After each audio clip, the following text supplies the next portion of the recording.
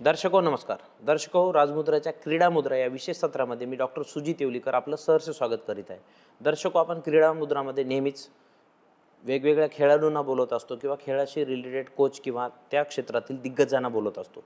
तर आज आपल्या स्टुडिओमध्ये दीपा गवळे ही विद्यार्थिनी आलेली आहे.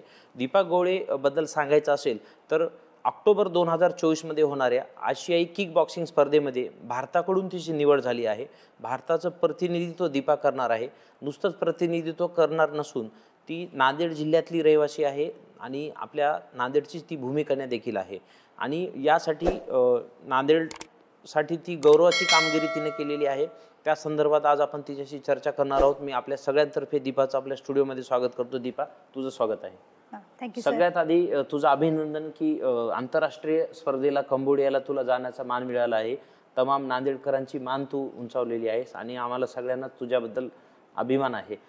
कशी झाली निवड सांगता येईल, कसं सांगता येईल? खूप खूप धन्यवाद सर, मला या ठिकाणी तुम्ही बोलवाल. सर्वप्रथम मी म्हणजे वयाच्या 3ऱ्या ते 4थ्या वर्षापासूनच या फील्डमध्ये आहे, क्रीडा क्षेत्रामध्ये, आणि आजपर्यंत मी भरपूर राष्ट्रीय पदक जिंकलेले आहे.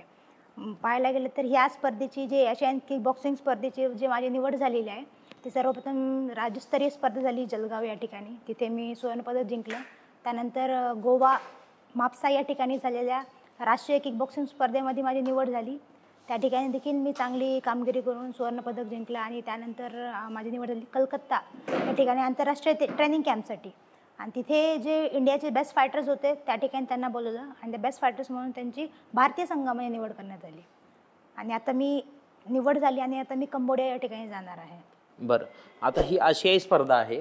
एशियन मधले जवळपास 20-22 संघ तिथे येतील. समजा ती स्पर्धा आपण जिंकूच आणि तिथं आपल्याला सुवर्ण मिळालं तर पुढं काय?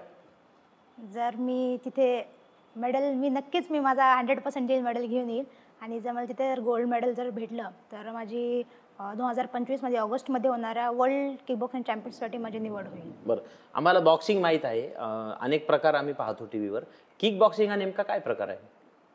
किक बॉक्सिंग म्हणजे त्यामध्ये किक आणि पंच, म्हणजे एक मराठी शुद्ध भाषा सांगायला गेलं लात आणि बुक्की दोन्ही पण तुम्हाला मारता येतं असं आहे. त्यामध्ये किक बॉक्सिंग हा त्याचा आहे. त्याच्यामध्ये तुम्ही किक आणि पंचचा दोन्हीचा पण यूज केला जातो त्याच्यामध्ये. अच्छा, मग ही संकल्पना कुठून आली?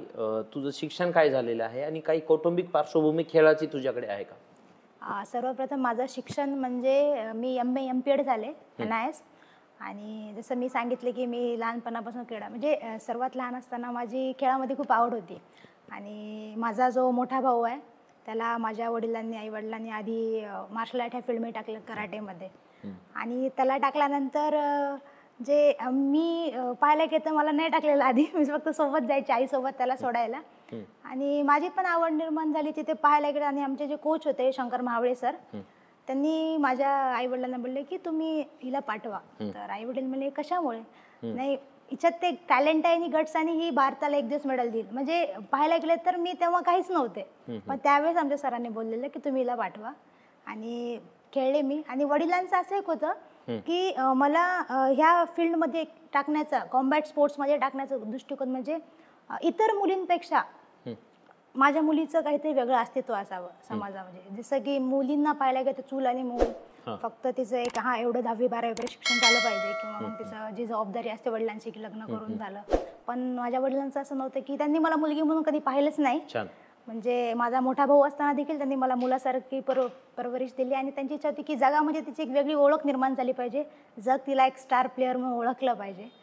आणि कुठेतरी एक 20% किंवा 30% मी आज आहे असं मला म्हणजे वडिलांचं स्वप्न पूर्ण केलं असं थोडं, पण अजून मला खूप पुढे जायचं आहे. बरं, नांदेड हे शिक्षणाचं माहेरघर आज हल्ली म्हटलं जातं. मेडिकल आणि इंजिनिअरिंगसाठी भारतभरातून विद्यार्थी इथे येतात शिकण्यासाठी. भारतातले सगळे मोठे कोचिंग क्लासेस नांदेडमध्ये आहेत.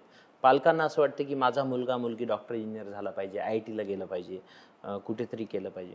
तू वेगळं कसं केलंस? आज भारताकडून खेळतेस, भारताचं तर नाव मोठंच होतंय, महाराष्ट्राचं त्यातल्या त्यात नांदेडचं देखील नाव होतंय. तर ही संकल्पना कशी आली की बाबा खेळाडू आपल्याला व्हायचे? माझे एक पाहायला गेलं तर सर आपल्या नांदेडमध्ये डॉक्टर इंजिनियर म्हणजे खूप मोठमोठे इन्स्टिट्यूट आहेत, म्हणजे एक शिक्षणाचा मार्ग बरोबर आहे अगदी. प्रत्येक विद्यार्थ्यांनी शिक्षण केलं पाहिजे आणि ती गरजच आहे. मी स्पोर्ट्समध्ये आहे पण माझं पण मास्टर्स झाले, कारण मी खेळामध्ये याचा अर्थ असा नाही की मी शिक्षण सोडून दिले. पण एक तुम्ही देशाचे एक व्यक्ती म्हणून एक तुमच्या देशाचा ध्वज जर तुम्ही उंचवत असाल आणि त्या आंतरराष्ट्रीय दर्जावरती तुमच्या आपल्या देशाचा ध्वज वर जातो आणि आपले जे राष्ट्रगीत राष्ट्रध्वज तिथे गायला जाते, ते एक जो मान आहे आणि तो जो अभिमान आहे तो जो वेगळीच गोष्ट असते आणि ते प्रत्येक खेळाडूंनी प्रत्येक विद्यार्थ्यांनी अनुभवला पाहिजे आणि आपल्या देशाचं नाव उज्ज्वल केलं पाहिजे. आपल्या देशाचा जो झेंडा जर तुमच्या पाठीवरती येत असेल तर ज्यावेळेस आता मी 2016मध्ये जेव्हा एशियन खेळले आणि जेव्हा माझ्या मागून आपला देशाचा झेंडा ज्यावेळेस वर होता, लिटरली माझ्या डोळ्यामध्ये पाणी होतं त्यावेळेस. छान छान. अर्थातच राष्ट्रगीत जेव्हा आपण म्हणतो ऐकतो अंगावर काठे येतात आणि ती लहानपणापासूनच आपल्या सगळ्यांना सवय लागलेली आहे. दुसरा महत्त्वाचा प्रश्न आहे की स्पर्धा जी आज तू आंतरराष्ट्रीय पातळीवर चाललीस तर जिल्ह्यात कधी जिंकलीस, महाराष्ट्राचं प्रतिनिधित्व कधी केलंस, हा सगळा प्रवास तुझा कधीपासून चालू झाला? हा सर्व प्रवास म्हणजे खूप लहानपणापासून सुरू झाला. सर्वात आधी म्हणजे एकदम जेव्हा मी बालवयात होते त्यावेळेस शालेय स्पर्धेमध्ये मला सहभाग नोंदवला. त्यानंतर मग बरेच शालेय स्पर्धा खेळल्या, नंतर असोसिएशनच्या फेडरेशनच्या मॅचेस खेळल्या, बरेचसे राज्यस्तरीय मॅचेस खेळल्या, राष्ट्रीय स्पर्धा खेळल्या आणि आता जर काउंट करायला गेलं तर माझ्याकडे किती सुवर्णपदक आहेत हे मला पण नाही माहिती. अच्छा. अशा बऱ्याचशा स्पर्धा खेळल्या. बरं. 2016ला पण तू रौप्य पदक आणलंस, ते सांगता येईल का काय होतं नेमकं? 2016मध्ये एशियन बीच गेम स्पर्धा होत्या जे की दानांग व्हिएतनाम या ठिकाणी झाल्या होत्या. आणि त्या ज्या स्पर्धा होत्या ते ऑलिम्पिक काउन्सिल ऑफ एशियाने आयोजित केलेल्या स्पर्धा होत्या. त्या स्पर्धेमध्ये आपल्या भारतातून खूप मोठा संघ गेला, विविध खेळ होते, कबड्डी असे वेगवेगळ्या गेम्सचे तिथे खेळाडू होते. नियर अबाउट 200च्या वर खेळाडू होते भारतातून आणि माझ्या ज्या खेळाची टीम होती आम्ही 11 खेळाडू होतो आमच्यामध्ये आणि त्या स्पर्धेमध्ये पण 11 खेळाडू होते. पण स्पर्धा ही होती 23 सप्टेंबर ते 3 ऑक्टोबर या दरम्यान आणि माझा इव्हेंट हा शेवटी होता. आपल्या म्हणजे आमच्या इव्हेंटमध्ये आपल्या भारत देशाला मेडल्स नव्हता आणि मोस्टली पाहायला गेलं तर आपली जी भारताची इतर जी टीम होते, कबड्डी झालं, खो खो वगैरे सगळ्या गोष्टी, त्यांना पण मेडल्स नव्हते. म्हणजे स्पर्धा संपत आल्या होत्या आणि मग माझी ज्यावेळेस मॅच झाली मी भारताला रौप्य पदक दिलं. तर माझं पहिलं मेडल होतं भारतातलं रौप्य पदक. तर त्यावेळेस तिथे टाइम्स ऑफ इंडियावरती हेडलाईन होती की इंडियाज फर्स्ट मेडल. त्यानंतर आपल्या कबड्डी टीमने गोल्ड मेडल जिंकलं, त्यानंतर आमच्या टीमने एका मुलाला ब्रॉन्झ मेडल. नंतर पदकांची सुरुवात झाली आपल्या, पण माझं पहिलं पदक होतं तिथे. बरं. ही जी स्पर्धा होणार आहे त्यात नेमके राऊंड कसे असतात आणि आपल्याला फायनलला जाण्यासाठी किती अडथळे येणार आहेत? राऊंड्स म्हणजे 2 मिनिटाचे 3 राऊंड्स असे 6 मिनिटाची फाईट गेली त्यामध्ये असते. त्यामध्ये फर्स्ट एका कंट्रीसमोर तुम्हाला 6 मिनिट फाईट खेळावं लागते आणि जर गोल्डपर्यंत आपल्याला जाण्यासाठी कमीत कमी 4 ते 5 फाईट्स म्हणजे 4 ते 5 कंट्रीसमोर आपल्याला बीट करावं लागेल. अच्छा. आणि आपण जेव्हा ह्या फायटिंग करत असतो, जेव्हा इंज्युर्ड होतो तर किती दिवस रिकव्हरीला लागतात, मार बसतो का आणि मग त्यातून रिपेअरिंगला रेस्ट किती लागते आणि तुझा डाएट कसा असतो हे जरासं सांग. तर सर हा जो गेम आहे तो कॉम्बॅट स्पोर्ट्स आहे, म्हणजे यामध्ये इंजुरी तर होणारच ठरली. पण ह्याच भीतीने पालक यामध्ये विद्यार्थ्यांना नाही टाकत, पण इंजुरीला भिवून नाही चालणार. पण जर तुम्ही प्रॉपर सेफ्टी इक्विपमेंट्स सगळ्या गोष्टी प्रॉपर ट्रेनिंग केलेत विथ डाएट, तुमच्या बॉडीमध्ये कोणती न्यूट्रिशनची कमतरता नाही, तुम्ही कॅल्शियम प्रॉपर आहे तुमच्या बॉडीमध्ये, तर इंजुरी अवॉइड होते. आता आपल्या भारतामध्ये अशी परिस्थिती आहे की आपले खेळाडू डाएट प्रॉपर नाही करत आणि त्यांचा फुल फोकस असतो म्हणजे मी 100% प्रॅक्टिस करणार आणि 0% डाएट करणार. अच्छा. पण जर तुम्ही जेवढं आपण प्रॅक्टिस करतो तेवढ्याच प्रमाणात तुमचं डाएट न्यूट्रिशन ह्या सगळ्या गोष्टी आपल्या बॉडीला, कारण की आपण जेवढं बॉडीला खेचतोय तेवढं आपल्याला तेवढा आहार द्यावा लागेल त्याला प्रॉपर. आता समजा विटॅमिन D3 कमी आहे आपल्या बॉडीत तर माझे बोन्स वीक होतील, मग माझा परफॉर्मन्स लेवल डाऊन होणार, माझं कॅल्शियम नाही आहे माझ्या शरीरामध्ये तर मी परफॉर्म छान नाही करू शकणार, मग इंजुरी होणार, मला रिकव्हरीला 1 महिना लागेल. ह्या सगळ्या गोष्टी म्हणजे हे एक सर्कल आहे, तुम्हाला प्रॉपर डाएट पण करावं लागेल, न्यूट्रिशन सगळ्या गोष्टी करून. तुझी दिनचर्या कशी असते नॉर्मली? तू काय डाएट घेतेस? दूध असतं, अंडी, फळं किंवा मग प्रोटीन्स म्हणून काय, किंवा तुझं मॉर्निंग शेड्यूलपासून दिवसभराचं काय सांग?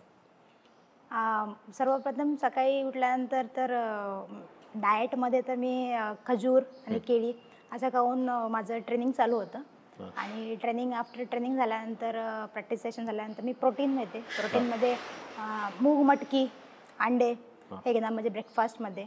त्यानंतर मग दुपारचं जेवण असतं. दुपारच्या जेवणामध्ये मोस्टली म्हणजे एक पाहायला गेलं तर माझ्या पूर्ण दिवसभराच्या डाएटमध्ये प्रोटीन इनटेक हे जास्त असतं. मग ते प्रोटीन झालं, मूग मटकी झालं, चणे, चिकन, अंडे, ह्या सगळ्या माध्यमातून माझ्या शरीराला जे प्रोटीन भेटेल त्या दृष्टिकोनातून. कोणते पदार्थ तू जाणून टाळतेस जे की एका खेळाडूंनी नाही घ्यायला पाहिजे? खेळाडूंनी नाही घ्यायला पाहिजे म्हणजे गोड पदार्थ. अच्छा. जे की पर्सनली मला पण खूप आवडतं. अच्छा. पण अवॉइड करायला पाहिजे प्रत्येक जे खेळाडूंनी, त्याने करून गोड झालं, जंक फूड, बाहेर पाणीपुरी, वडापाव, पिझ्झा, बर्गर, हे जंक फूड नाही आहे खेळाडूंनी खायला. झोपेचं शेड्यूल काय असते? किती वाजता झोपतेस आणि सकाळी उठते किती वाजता? सायंकाळी 10 वाजता झोपते मी आणि पहाटे 5 वाजता उठते. कोच कोण आहेत आता राष्ट्रीय पातळीवर, इंटरनॅशनल पातळीवर, आणि कशी तुला मदत होते त्यांच्याकडून? ॲक्च्युली माझे जे मूळ कोच आहेत ते शंकर मावळे सर आहेत. त्यांनी मला लहानपणापासून ट्रेनिंग दिलेलं आतापर्यंत. आता ते सध्या काही वर्षापूर्वी औरंगाबादला शिफ्ट झालेले. तर आता माझी ट्रेनिंग माझा मोठा भाऊ किरण गवळे तो घेतो. प्रॉपर ट्रेनिंग माझी, माझं शेड्यूल, कोच ट्रेनिंगचं सेशन तो प्रॉपर सेट करतो. आणि आता जे मी जाणार आहे तिथे भारतीय संघाचे कोच म्हणून निलेश शेलार सर, जे महाराष्ट्र किक बॉक्सिंग चे अध्यक्ष आहेत संघटनेचे, ते असतील. अजून सिद्धार्थ सर म्हणून आहेत, ते असतील आता इंडिया टीम कोच म्हणून. नवीन मुलं आणि मुली या खेळाकडे आले पाहिजे किंवा कोणत्याही खेळाकडे आले पाहिजे, जेणेकरून 140 कोटी लोकसंख्या असलेल्या देशामध्ये बोटावर मोजण्या इतकीच पदक आपला देश आणत असतो. पदकांची संख्या वाढणं गरजेचं आहे. मुलांचं खेळाकडे येणं गरजेचं आहे. नुसतं क्रिकेट किंवा व्हॉलीबॉल किंवा हॉकी म्हणून नाही, तर इतरही खूप गेम्स आहेत ज्याच्यामध्ये चीन आहे, जपान आहे, कंबोडिया आहे, थायलंड आहे. हे देश नेहमीच पुढे असतात, आपण पाहत असतो. 400च्या वर पदक ते देश घेऊन जातात. तर तू विद्यार्थ्यांना किंवा पालकांना काय सांगशील आमच्या चॅनलच्या माध्यमातून की त्यांनी थोडा वेळ खेळाकडे पण दिला पाहिजे? आता पाहायला गेलं तर आपल्या भारतामध्ये खेळाला तेवढं हे नाही आहे, म्हणजे खेळाडू जे प्रॉपर वेने घडत नाही. पालकांनी पण तो प्रॉपर सपोर्ट केला पाहिजे. म्हणजे आता ही गोष्ट आहे की जसं आता हा जो कॉम्बॅट स्पोर्ट्स क्लब आहे, म्हणजे आमचा जो गेम आहे किक बॉक्सिंग, त्यामध्ये आता मार्शल आर्ट्समध्ये बरेचसे खेळ आहेत. कराटे झालं, किक बॉक्सिंग, बॉक्सिंग, हे म्हणजे एक प्रकारे मराठी भाषेमध्ये मारामारीचा गेम. आई वडिलांचा असा हे असतो याच्यामध्ये की आता समजा मुलीला टाकायचं असेल तर उद्या तिचं लग्न होणार नाही किंवा तिला मार बसेल, तिला काही हातपाय मोडतील, तिचं भविष्य खराब होईल. ह्या सगळ्या गोष्टी ह्या भीतीपोटी हे लोक, म्हणजे पेरेंट्स झालं, ह्या अशा मार्शल आर्ट्स फील्डमध्ये, गेममध्ये टाकत नाहीत खेळाडूंना. पण टाकायला पाहिजे, कारण की आपण पेरेंट, पालक ज्यावेळेस विद्यार्थ्यांना सपोर्ट नाही करणार खेळायला येऊन, तोपर्यंत आपल्या देशाला मेडल नाही भेटणार प्रॉपर गोष्टी पाहायला गेल्या तर. आणि दुसरी गोष्ट म्हणजे असं काही नसते की इंजुरी होईल वगैरे. जसं प्रत्येक खेळामध्ये प्रॉपर सेफ्टी इक्विपमेंट्स आहेत, सगळ्या गोष्टी आहेत, टीम असते, सगळ्या गोष्टी तर करायला पाहिजे.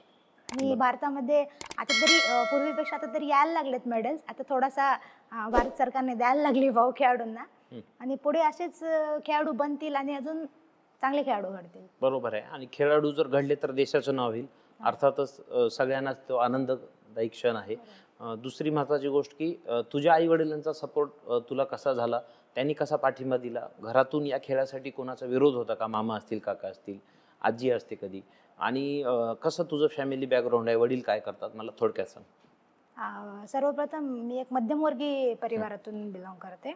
आणि मी जसं सांगितलं, माझे वडिलांची खूप इच्छा होती की माझ्या मुलीचं म्हणजे स्पोर्ट्समध्ये, ती जशी माझ्या लहानपणापासून एक दिसलंय की बाबा ही खेळू शकते, एक आवड पाहून की माझ्या मुलीने काहीतरी वेगळं केलं पाहिजे, स्पोर्ट्समध्ये खेळली पाहिजे, ती खूप वरच्या दर्जावरती गेली पाहिजे, इतर मुलींनी तिच्याकडून प्रेरणा घेतली पाहिजे की ती राष्ट्रीय आंतरराष्ट्रीय दर्जावर खेळावी, अशी त्यांची इच्छा होती.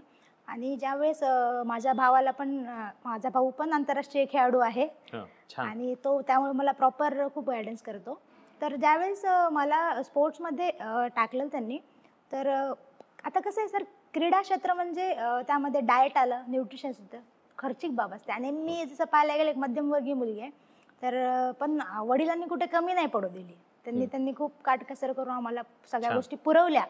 तर आता आम्ही दोघं बहीण भाऊ ज्यावेळेस स्पर्धेला जायचो, दोघांचा पण खर्च असायचा, पण कधी असं नाही झालं की नाही आता तू नको जाऊ किंवा तू जा, दोघांना पण पाठवलं.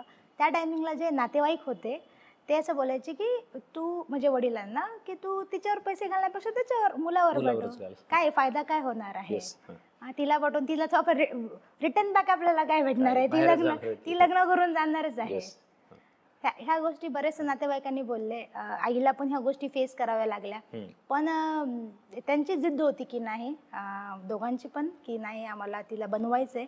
आणि म्हणजे काय त्यांचं एक असं म्हणल्यासारखं की हीच उद्या तुम्हाला बोलून उत्तर देईल. म्हणजे आम्ही काय बोलून नाही दाखवणार, ते खेळून उत्तर देईल. आणि आईला पण खूप गोष्टी फेस कराव्या लागल्या, पण त्यांनी केला सपोर्ट सर. त्यांनी म्हणजे कोणाचं नाही ऐकलं. तुम्ही त्याच्यावर पैसा खर्च करताय, त्याच्यावर हे करताय ते करताय, पण त्यांनी कोणाचंही नाही ऐकता खूप सपोर्ट केला मला. आणि जसं 2020 मध्ये कोविडच्या काळामध्ये माझ्या वडिलांचं निधन झालं. त्यानंतर मी गेम सोडला होता, कारण की काही घरच्या जबाबदारी वगैरे, माझा मोठा भाऊ आणि मी, आमच्या दोघांवर फॅमिलीच्या सगळ्या रिस्पॉन्सिबिलिटीज आल्या. आणि आम्ही त्यामुळे थोडंसं गेमला करून मी नोकरी पण केली मध्ये, माझं बीपीएड बेसिसवर. आणि नंतर मग पण नोकरी करत असताना मला जे सॅटिस्फॅक्शन ते भेटलं नाही, की मी काय करते, किंवा माझ्या वडिलांची सवय लागल्यावर अचानक मारामारी बंद झाली. नाही मारामारी नाही, कोचिंग करायचे मी. पण असं वाटायचं की जे मला करायचे ते नाही, वडिलांचं जे स्वप्न आहे पूर्ण होतंय. आणि मग भावानेच बोलले की नाही, तू नोकरी सोडून टाक, मी काय ते बघून घेतो. आणि त्यानंतर मोठ्या भावाने खूप सपोर्ट केला. म्हणजे वडिलांनंतर तो माझा वडील बनून त्यांनी मला सपोर्ट केलं, की एक वडील, एक मित्र, मोठा भाऊ तर आहे, आणि कधी कधी आई पण बनतो. सगळं करून त्यांनी सपोर्ट केला. आणि आज पण तो एकदम असा पाठीशी उभे राहतो की नाही, तुझा खेळ तू कर, तू स्वतः ट्रेनिंग घेतो माझी, डाएट वर्क वगैरे, आज तुझे डाएट कर, चिकन खा, सगळ्या गोष्टी. छान. मग आता तू स्वतः एवढ्या 20-25 वर्षापासून या बॉक्सिंगमध्ये आहेस, किक बॉक्सिंगमध्ये, तर मग आता नवीन विद्यार्थी घडवण्यासाठी तुझी स्वतःची काय अकॅडमी आहे का, तुझं काही कोचिंग सेंटर आहे का? कारण की हे माहीत होणं गरजेचं आहे, जेणेकरून पालक तुझ्याकडे अप्रोच करतील. माझी आहे अकॅडमी आहे, blaze combat and fitness club या नावाने, शिवाजीनगर या ठिकाणी. आणि गेल्या वर्षीच ऑक्टोबर महिन्यामध्ये त्याचं आम्ही उद्घाटन म्हणजे सुरुवात केली. आणि ॲक्च्युली अकॅडमी टाकण्याचा आमचा हा उद्दिष्ट होता की मी National Institute of Sports Patiala या ठिकाणी ट्रेनिंगला होते. आणि तिथले जे सेटअप आहे, त्याच्या सगळ्या गोष्टी जे खेळाडूंना, आंतरराष्ट्रीय खेळाडूंना जे प्रोव्हाइड होतात, आपले मराठवाड्याचे खेळाडू जे मागे आहेत त्यांना तो प्रॉपर इन्फ्रास्ट्रक्चर भेटत नाहीये, की प्रॉपर प्लॅटफॉर्म नाही भेटत. ज्यावेळेस मी पटियालाहून परत आल्यानंतर मी भावाला सांगितले ह्या अशा सगळ्या गोष्टी आहेत. भावानी आणि आम्ही दोघांनी प्लॅनिंग केलं की आपण तो खेळाडूंना प्रॉपर प्लॅटफॉर्म देऊ, प्रॉपर कोचिंग देऊयात, गायडन्स करूयात. आणि आमचा तो इन्स्टिट्यूट ओपन करण्यामागचा एक उद्दिष्ट, आपल्या नांदेड जिल्ह्यातून खेळाडू आंतरराष्ट्रीय दर्जाला गेले पाहिजे. आणि एकच आता ऑक्टोबर महिन्यात 1 वर्ष होते. ह्या 1 वर्षामध्ये त्या इन्स्टिट्यूटचे 2 खेळाडू माझ्यासोबत आता कंबोडिया या ठिकाणी खेळणार आहेत. म्हणजे तू एक आता गुरुजी पण झालीस, म्हणजे तुझेच विद्यार्थी आंतरराष्ट्रीयला तुझ्यासोबत येणार आहेत. खूपच चांगलं, अभिनंदन त्यासाठी. Thank you sir. ग्रेट. आम्ही आमच्या चॅनलच्या माध्यमातून तुमच्या इन्स्टिट्यूटला लवकरच येऊ, तिथलं पण आपण व्हिडिओ फुटेज घेऊ, फील्डवर पण विद्यार्थ्यांना भेटू. नांदेडच नाही तर हिंगोली, परभणी, मराठवाड्यातून काय महाराष्ट्रातूनही आपल्या विद्यार्थी तिथं आले पाहिजेत, असंही आपण विचार करतो. जाता जाता विद्यार्थ्यांना, नवीन तरुणांना, मुलींना तू काय सांगू शकते? कारण की एकीकडे महिला अत्याचाराचं प्रमाण महाराष्ट्रात, भारतात वाढलेलं आहे. दररोज आपण पाहतो, बदलापूर प्रकरण असेल, कालचं कलकत्ता प्रकरण असेल, हैदराबादलाही प्रकरण झालं, काल परवा धर्माबादलाही घटना घडली. तर हे सगळं होत असताना किक बॉक्सिंगचा एक फायदाही मुलींना सिक्युरिटीसाठी होऊ शकतो. आणि खेळामधून पुढे गेला तर बघण्याचा दृष्टिकोनही महिलांकडचा बदलतो. तुला काय म्हणायचं, चॅनलच्या माध्यमातून काय सांगायचं? अशी गोष्ट आहे जी आता सरांनी म्हणजे तुम्ही सांगितल्यासारखं की आतापर्यंत जेवढे केसेस, कलकत्ता केस झाल्या, बदलापूर जे प्रकरण झाले, मुलींना स्वतःचं संरक्षण स्वतः करता आलं पाहिजे. मागे एक व्हायरल झाली होती इंस्टाग्रामवरती एक रील, की एका मुलीला भर रस्त्यावरती दगड खेचून मारलेलं. तर असं नाही की तुम्हाला एका रूममध्ये तुमच्यावर अत्याचार होतोय आणि तुम्हाला कोणी, जर भर चौकाती जर तुमच्यावर अत्याचार होत असेल तर कोणीही तुम्हाला वाचवायला येत नाही. बरोबर. आणि आजकाल समाजामध्ये अशी वृत्ती झाली की मी का मध्ये पडू आणि मी कशा ह्या लोच्यामध्ये. तर मुलींना स्वतःचं संरक्षण स्वतः करता आलं पाहिजे. कोणीही तुम्हाला मदतीला धावणार नाही. तुम्हाला स्वतःची इंडिपेंडन्सी आली पाहिजे, स्वतः संरक्षण करता आलं पाहिजे. तुम्ही स्वतःचं संरक्षण केलेच पाहिजे, इतरांचं संरक्षण तुम्हाला करता आलं पाहिजे. तर मला हे सांगायचं आहे. शेवटचा प्रश्न की तरुणाईला काय म्हणशील? कारण की सध्या मानसिक तणाव आहे, डिप्रेशनमध्ये जातात, आत्महत्येचं प्रमाण वाढलेलं आहे, तर बेरोजगारी त्याला काही अंशी जबाबदार आहे, कॉम्पिटिशन पण आहे. वाढती लोकसंख्या पण आहे. या सगळ्यामध्ये तरुणांनी किंवा मुलींनी काय करावं, तुला काय वाटतं? जसं पाहायला गेलं तर आता जे सोशल मीडियाचं फेसबुक, इंस्टाग्राम हे जे आभासी दुनिया आहे, विद्यार्थ्यांनी याच्यामधून बाहेर निघायला पाहिजे. कारण की याच्या बाहेर देखील खूप मोठं जग आहे आणि तुम्हाला फक्त इंस्टाग्राम, फेसबुक, रील बनवणं, मला कंटेंट क्रिएटर होणं ही दुनिया नाही आहे. तुम्ही बाहेर निघा, तुम्ही तो टाईम खेळाकडे द्या, अभ्यासाकडे जा. आता अभ्यासिकेमध्ये जे भरपूर MPSC UPSC करणारे विद्यार्थी आहेत की ते त्यांचा रात्रंदिवस इथं घालत आहेत, कारण की त्यांना काहीतरी घडायचे, त्यांच्या आईवडिलांच्या त्यांनी जे कष्ट केले त्यांचं कष्टाचं चीज बनवायचे. आणि दुसरी गोष्ट जे असे काही विद्यार्थी आहेत जे की डिप्रेशन किंवा आत्महत्याचा जे मार्ग वापरतात, ही चुकीची गोष्ट आहे. कारण की आमच्या खेळामध्ये एक गोष्ट आम्हाला शिकवली जाते स्पोर्ट्समध्ये, की तुम्ही जर एक मॅच हारलात तर ती मॅच हारल्यानंतर तुम्हाला मी इथेच नाही थांबणार, मला नेक्स्ट मॅच जिंकायची आहे. तो खेळाडू कधीच नाही म्हणत की मी इथे हारलो, ही मॅच हारलो आणि माझं संपलं. तो लगेच नेक्स्ट अटेम्प्ट तो जगत असतो की मला नेक्स्ट मॅच जर जिंकायचे, डेफिनेटली जिंकायचे. तर हेच आयुष्य असते. आपल्या लाईफमध्ये जे छोटे छोटे प्रॉब्लेम्स असतात आणि आपल्या छोट्याशा प्रॉब्लेम्सला की आपण नाही आता मी कसं करणार, मी डोकं धरून म्हणजे बसणार, मी आता काय करू, ह्या गोष्टींना नाही पकडून बसायचं आहे. मला ठीक आहे, हा प्रॉब्लेम आला आहे, याला फेस करायचं आहे, मला माझं नेक्स्ट काय, मला पुढे काय करायचं आहे. आणि आपलं आयुष्य इतकं सुंदर आहे आणि इतकं मोठं आहे की करायला गेलं तर खूप काही आहे. आणि जसं मी पाहायला गेलं तर माझ्या पण आयुष्यात खूप मोठं संकट आलं की माझे वडील 2020 कोविड काळामध्ये आम्हाला सोडून गेले. तर माझ्यासाठी पण खूप वाईट परिस्थिती होती सगळ्या गोष्टींना फेस करून. पण मी तिथे नाही म्हणजे ॲक्च्युली दुःख तर होतं सर, म्हणजे जन्मदाते आहेत ते.